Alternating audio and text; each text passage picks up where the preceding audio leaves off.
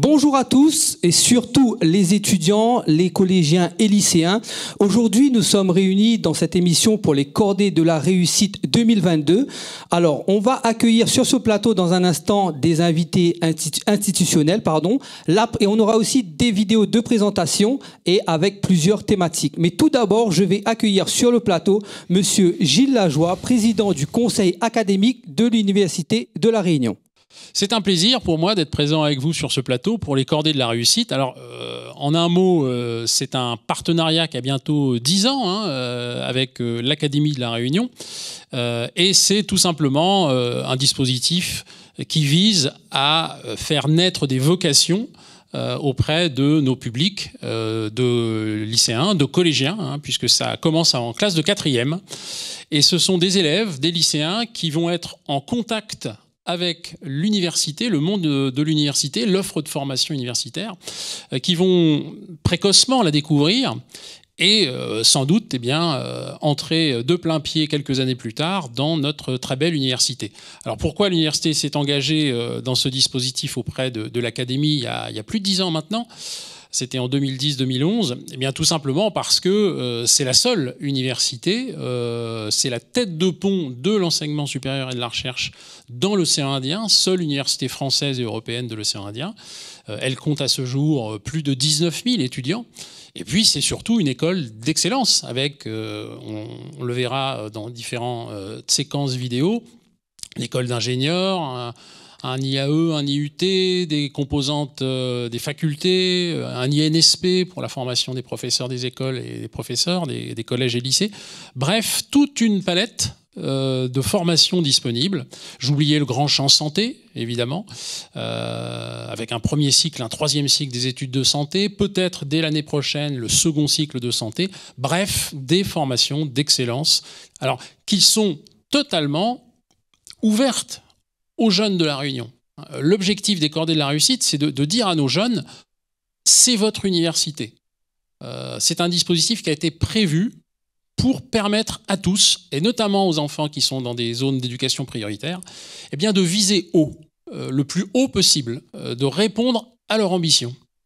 Merci beaucoup, monsieur Lajoie, je vous remercie.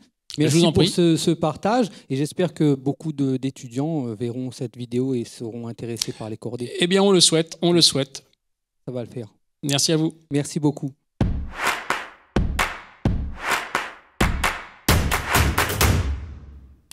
Nous sommes de retour sur le plateau et je suis en présence de Madame Hélène Coll, directrice au SAIO, et Monsieur Guichard Stéphane, directeur adjoint à la DOFIP. Alors ma première question, ira vers Madame Hélène Coll. Les cordées de la réussite ont été mises en place pour les jeunes, pour les accompagner à réussir dans leur parcours professionnel. Qu'est-ce que les cordées peuvent apporter aux jeunes ? Les cordées, comme vous l'avez dit, ont été mises en place pour permettre à des jeunes, quel que soit leur milieu, quel que soit leur lycée, leur bac d'origine, d'accéder à des études de l'enseignement supérieur qui leur conviennent au mieux.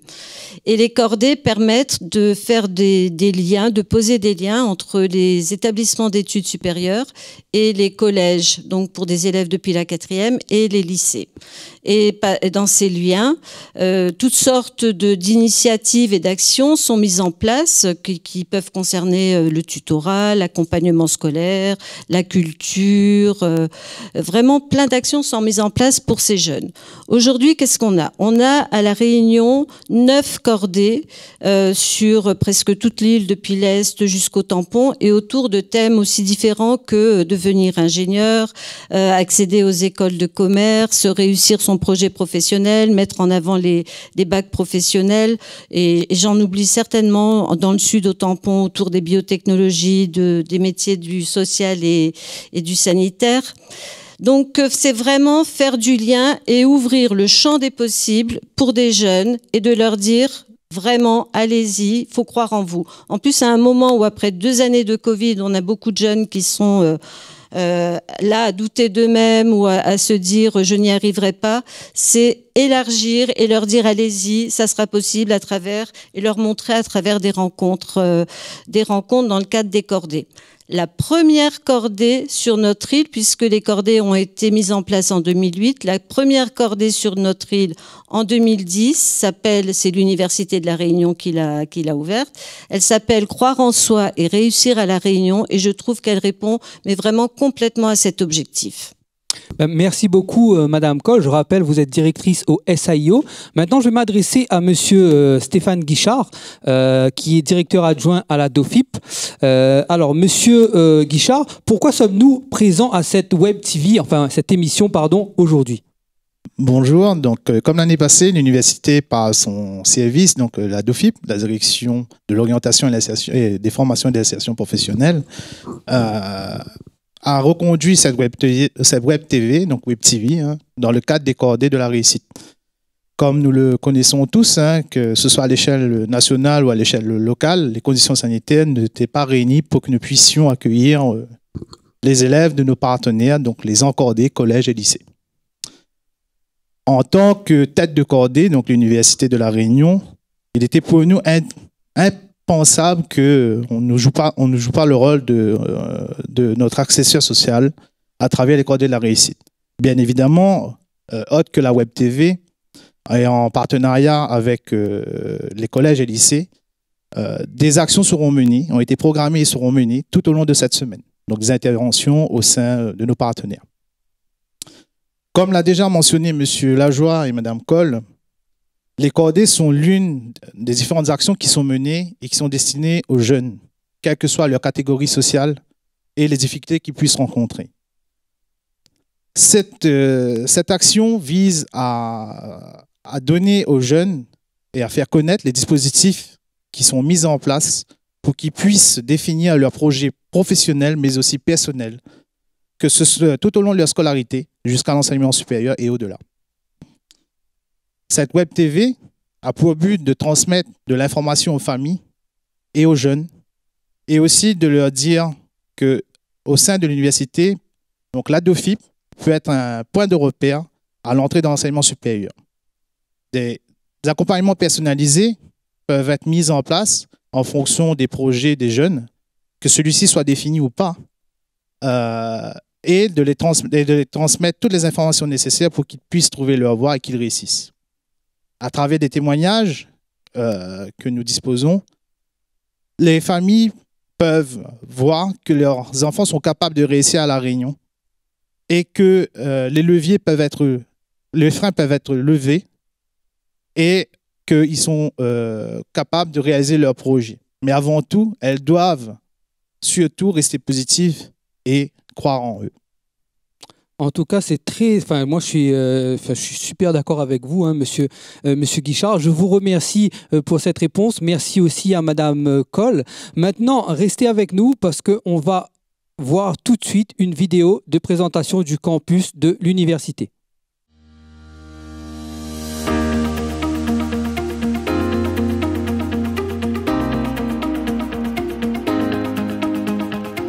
Bienvenue à l'Université de la Réunion. Créée en 1982, l'Université de la Réunion est la seule université française et européenne de l'India-Océanie.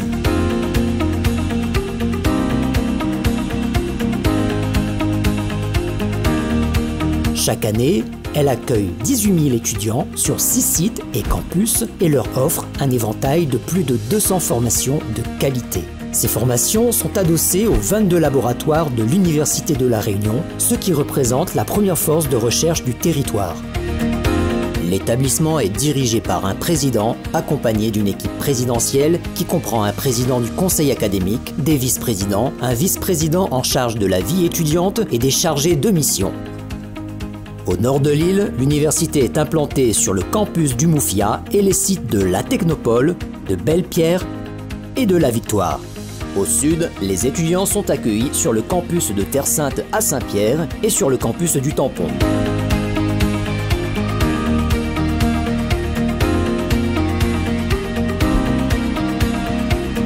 Plusieurs facultés sont présentes sur le campus du Moufia.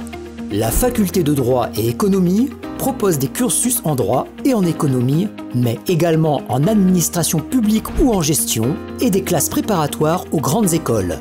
La faculté des lettres et sciences humaines offre des diplômes en lettres, en anglais, allemand, espagnol, langue étrangère appliquée, histoire, géographie, information et communication et sciences sociales. La faculté des sciences et technologies vous accueille pour les formations en énergétique électronique automatique, chimie, mathématiques, sciences du vivant, informatique, physique ou dans les géosciences. Le campus du Mouffia héberge 2 bibliothèques spécialisées en droit, lettres et océan Indien et en sciences.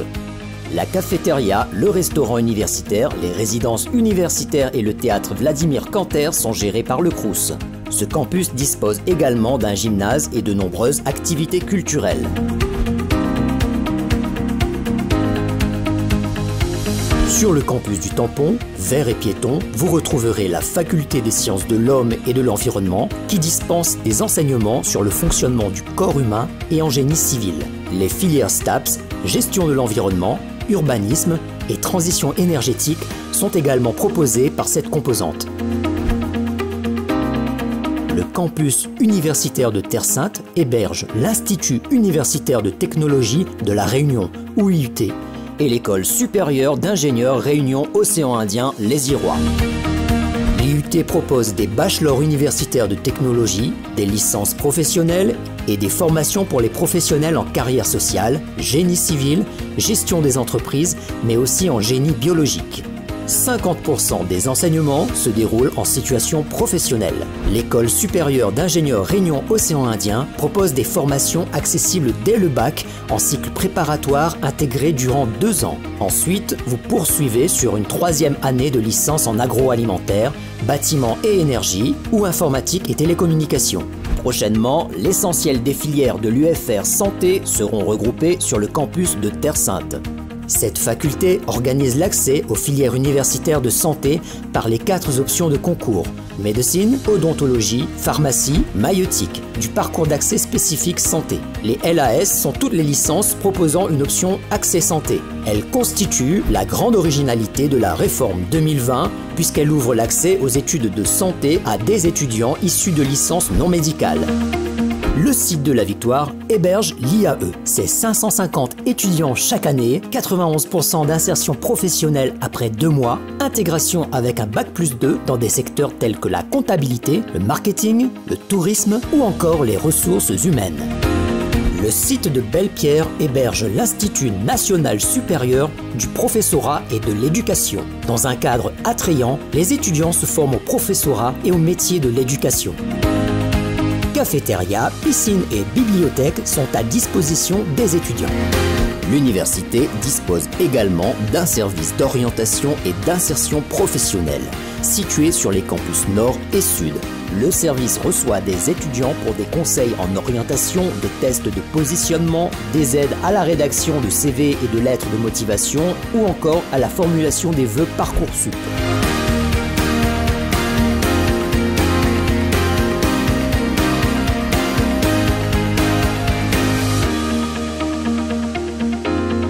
Plus d'informations, connectez-vous au site univ-réunion.fr.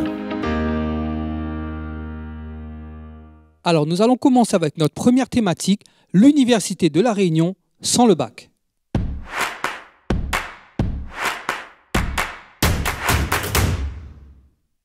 Et oui, c'est possible d'aller à l'Université de la Réunion sans le bac. Et pour cela, il suffit d'avoir un DAEU ou un pré-DAEU.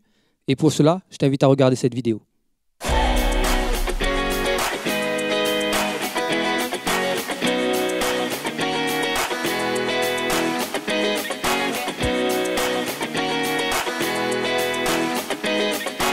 Le pré-DAEU s'adresse à toutes les personnes qui ont interrompu leurs études depuis au moins 2 ans sans avoir leur baccalauréat.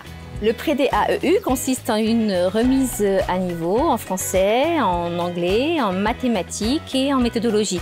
L'objectif est d'aider les apprenants à augmenter leurs chances de réussite au test d'entrée en DAEU ou bien au concours administratif de catégorie C. Pour ce qui concerne les débouchés, à très court terme, c'est très concrètement l'entrée en DAEU ou bien dans un poste de catégorie C dans la fonction publique. Comme nombre de nos DAEU sont à orientation professionnelle, c'est un véritable tremplin vers l'emploi qui est ici proposé aux étudiants. Vous avez parmi les DAEU proposés par l'Université de La Réunion, le DAEU métier du social, le DAEU métier de la petite enfance, le DAEU métier du numérique ou bien encore le DAEU métier de l'hôpital. En pré-DAEU comme en DAEU, nous avons une pédagogie spécialement adaptée pour des personnes qui ont quitté le milieu de l'enseignement depuis quelques années. La formation s'adapte également à toutes les contraintes puisque vous avez des cours organisés en soirée, en journée ou bien 100% à distance. Pour ceux qui souhaitent avoir davantage d'informations, nous avons le site internet daeu.fr et pour ceux qui sont intéressés par la formation 100% à distance, nous avons le site internet daeu-sonate.fr.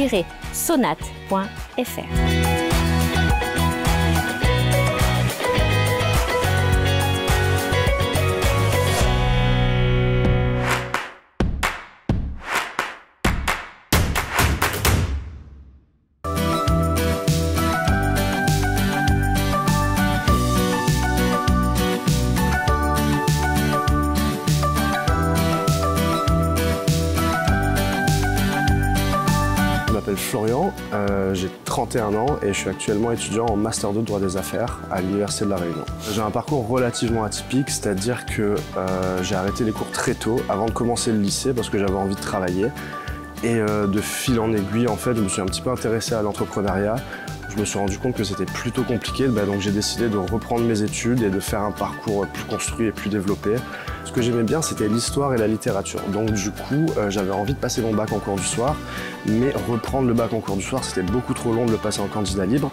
Alors j'ai trouvé la formation du DAU qui donne en fait un équivalent du baccalauréat dans plusieurs domaines, que ce soit scientifique ou littéraire. Et du coup, ça m'a semblé parfait avec ce que je recherchais parce que c'était notamment des cours du soir et ça s'accordait parfaitement avec mes obligations du moment. À l'époque, le SUFP a été assez performant, c'est-à-dire qu'ils ont proposé des cours relativement intéressants. On était une classe d'une vingtaine d'adultes, donc il y avait des échanges avec les professeurs qui étaient assez intéressants. Là, en fait, on était avec une trentaine d'adultes qui avaient envie de travailler, donc c'était assez stimulant et il y avait toujours un contact avec les professeurs, donc ça s'est très bien passé. Alors là, je finis mon Master 2 de droit des affaires et je viens de m'inscrire en fait au concours du barreau, au pré-CAPA, et donc je prépare actuellement le concours d'avocat. Donc comme quoi, tout est possible du coup.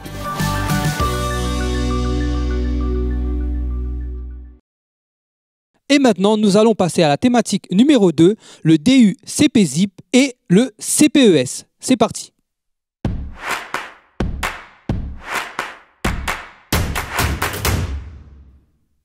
Nous accueillons maintenant sur le plateau Monsieur Jean-Frédéric Minacci, directeur des études au CPZIP. Alors, oui. Monsieur Minacci, est-ce que vous pouvez nous expliquer qu'est-ce que le CPZIP? Alors, de manière très simple, c'est un parcours qu'on propose depuis maintenant plusieurs années. Au campus nord et sud. C'est un accompagnement des jeunes qui ont eu leur bac et pour qu'ils puissent construire leur projet personnel et professionnel sur un an, c'est-à-dire sur 2 semestres. Et donc, le premier semestre où là, on les accompagne à commencer à réfléchir sur leur projet personnel et professionnel. Et le second semestre, on les accompagne à concrétiser, à formaliser le projet. Merci beaucoup, Monsieur Minacci. Maintenant, nous allons découvrir une vidéo du CPES. C'est parti. Le cycle pluridisciplinaire d'études supérieures, le CPES en économie et sciences pour l'ingénieur. Vous vous demandez sans doute, mais qu'est-ce que c'est que cette formation? Eh bien, figurez-vous que c'est un modèle national de formation présent dans de nombreuses académies métropoles. Et dans une seule outre-mer, La Réunion. C'est un label national qui comprend un premier cycle sélectif et innovant, porté à la fois par l'Université de La Réunion, mais également par le lycée L'Île-et-Geoffroy. C'est un diplôme qui se déroule en 3 ans et qui va faire intervenir à la fois des enseignants du lycée L'Île-et-Geoffroy, mais également des enseignants-chercheurs de l'Université de La Réunion. C'est un diplôme avec une spécialisation progressive, mais qui s'accompagne également d'une transition progressive vers les études du supérieur. Autrement dit, les cours sont dispensés à la fois à l'université, mais aussi au lycée. En fait, le CPES, c'est tout simplement le meilleur de l'université et de la classe préparatoire. Et si vous vous demandez pourquoi suivre la formation du CPES, voici une liste non exhaustive des qualités de cette formation. Tout d'abord, elle emprunte au meilleur de la classe préparatoire, avec un rythme assez soutenu, un encadrement et un suivi pédagogique, du travail régulier et le tout en effectif limité. De l'autre, elle emprunte au meilleur de l'université, avec un apprentissage progressif de l'autonomie, une spécialisation progressive, une formation par la recherche, la possibilité d'effectuer un stage, et le meilleur pour la fin, c'est une formation qui valide un diplôme. Le CPES est un cursus pluridisciplinaire avec une spécialisation progressive qui permet une forte consolidation de la culture générale, le développement des compétences transversales et soft skills, mais également d'un renforcement en anglais et à la prise de parole en public. Les débouchés du CPES, c'est véritablement un tremplin vers les formations à Bac+5. Vous pouvez vous orienter vers un master en économie appliquée ou au contraire plutôt opter pour des écoles d'ingénieurs ou des écoles de commerce. Le choix est véritablement très large. Et si maintenant, vous vous demandez quel est le cursus du CPES, nous allons tout vous expliquer pour que la formation n'ait plus de secret pour vous.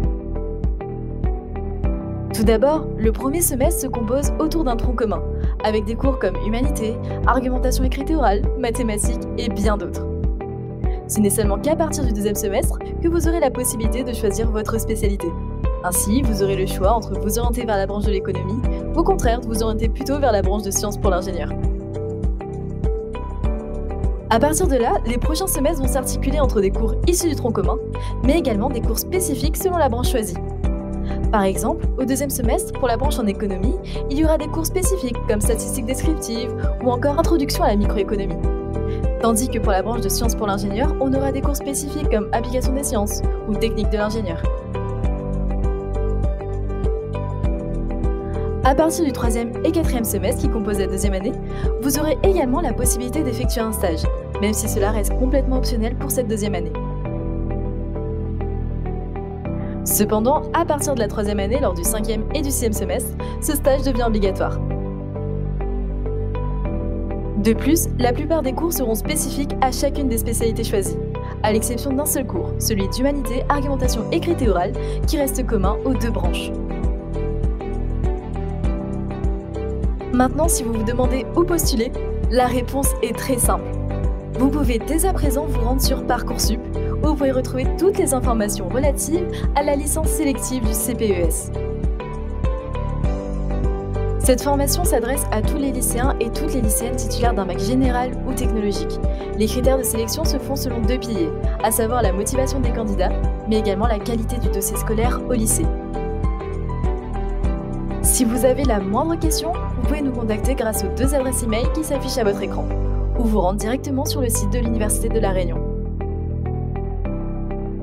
Le cycle pluridisciplinaire d'études supérieures est une initiative menée par l'Université de La Réunion et le lycée L'Île-et-Geoffroy. Maintenant, nous allons aborder le thème numéro 3, les métiers de la santé et STAPS.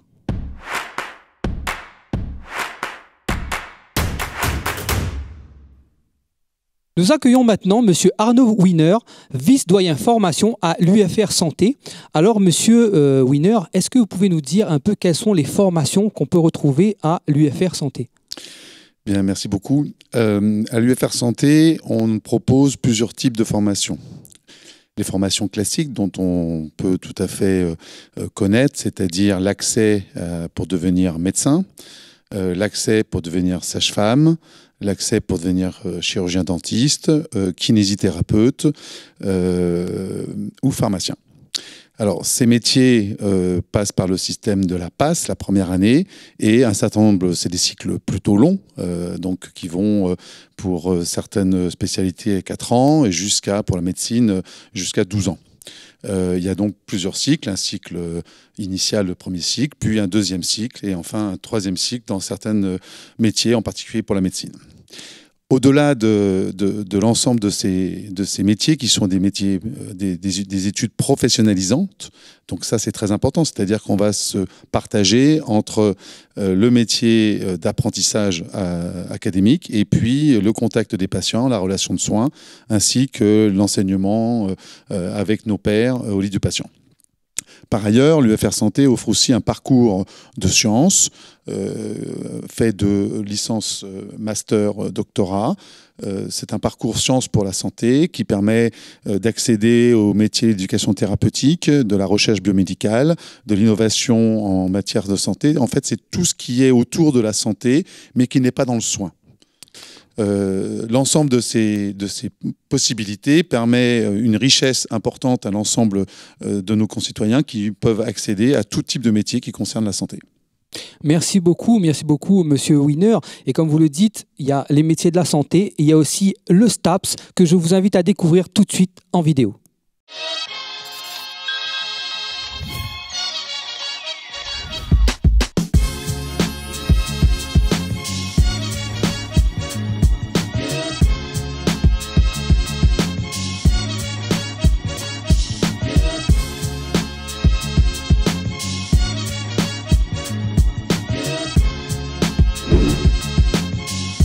STAPS, c'est sciences et techniques, des activités physiques et sportives. Réussir dans cette filière, c'est surtout travailler, il n'y a pas de secret. La licence première année STAPS, c'est des matières scientifiques pluridisciplinaires, sciences humaines ou sciences de la vie, comme physiologie, biomécanique, anatomie, sociologie, psychologie, histoire du sport. Des matières méthodologiques, donc il faut maîtriser une langue étrangère, être à l'aise avec l'informatique, avoir un bon niveau de rédaction et être capable de communiquer à l'oral. Et non, le STAPS, ce n'est pas que du sport.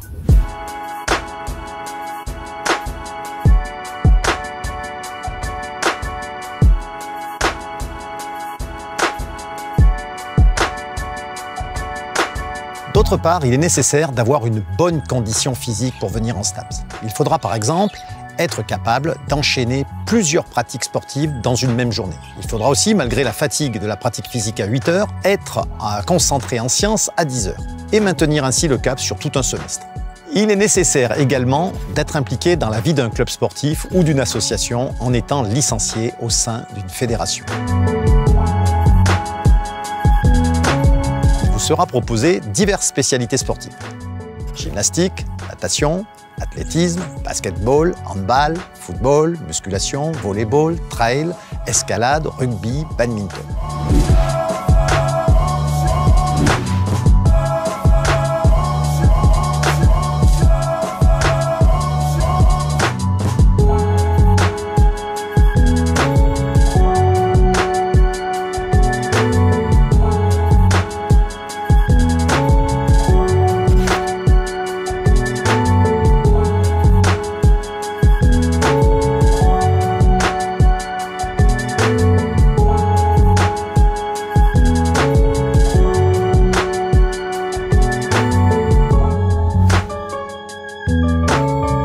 Vous devrez également démontrer des qualités en natation afin de réussir l'attestation de sauvetage aquatique qui est incontournable pour accéder à diverses certifications. Les étudiants capables d'être très polyvalents en montrant des disponibilités dans de nombreux sports sont ceux susceptibles de réussir le mieux dans notre formation.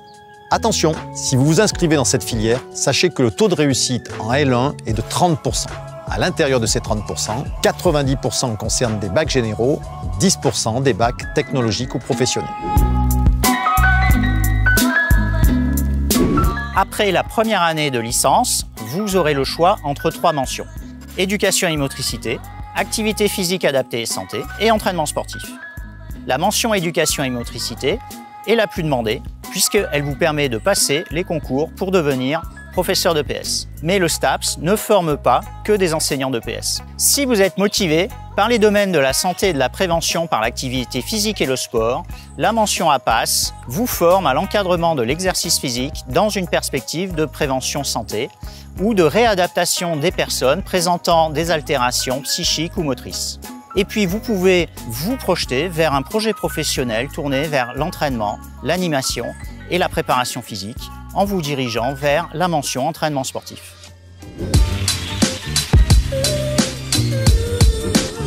Nous sommes conscients des difficultés que peut éprouver un nouvel étudiant qui découvre le monde universitaire.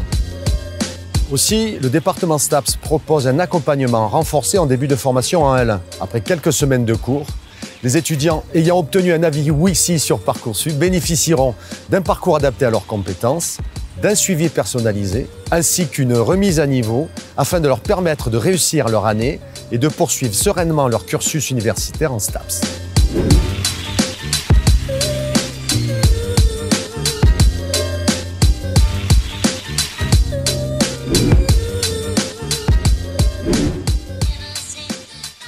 Nous allons passer maintenant au thème numéro 4, la vocation d'enseignant.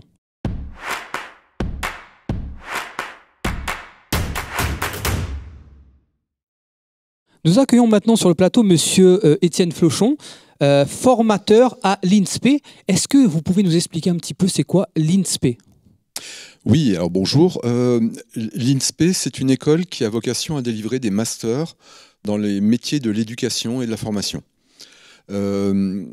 Depuis la maternelle jusqu'à la fin du lycée, les enseignants que vous avez pu voir ont quasiment tous en commun d'avoir passé un concours.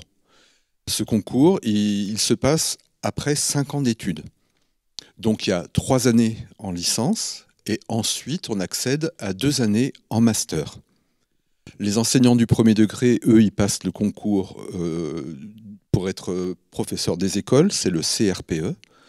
Et les enseignants qui sont au collège puis au lycée, en général, passent le CAPES, c'est-à-dire le certificat d'aptitude au professorat dans l'enseignement secondaire.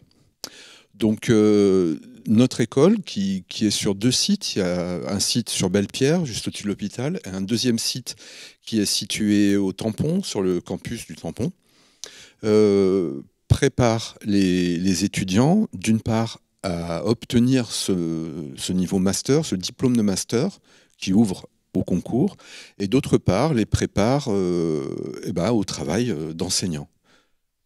Parce qu'enseigner, ça s'acquiert, ça se travaille. Il y a d'une part, bien sûr, plein de connaissances théoriques à connaître. Il faut, si on veut faire prof d'anglais, le mieux, c'est de connaître un petit peu l'anglais. Oui. Il y a aussi beaucoup de connaissances sur le système éducatif, la pédagogie de l'enfant, le développement de l'enfant. Et puis, à côté de ça, il y a aussi tout ce qui va concerner la manière de faire. Et on ne peut pas apprendre sans pratiquer soi-même. Et l'avantage de l'INSPE, c'est qu'elle va vous permettre elle permet aux étudiants d'accéder à des stages. Il y a 6 semaines de stage en M1, il y a une formation en alternance en M2, qui permet vraiment aux étudiants d'aller dans les classes, d'enseigner, d'être en observation puis en pratique devant les élèves pour vraiment acquérir ce métier d'enseignant. Merci beaucoup, Monsieur Flochon. Maintenant, nous allons passer à la thématique numéro 5, la présentation des instituts et écoles de l'Université de La Réunion.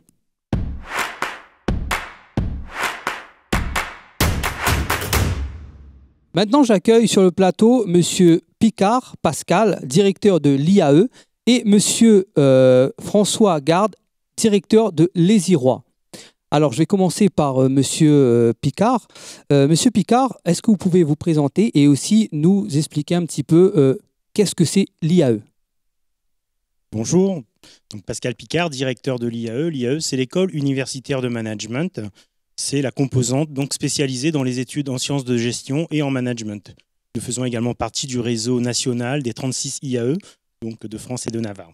Alors l'IAE, donc comme je le disais, c'est la composante spécialisée dans les études en sciences de gestion et en management. Nous avons un peu plus de 24 programmes de formation, de la licence L3 au master et au doctorat.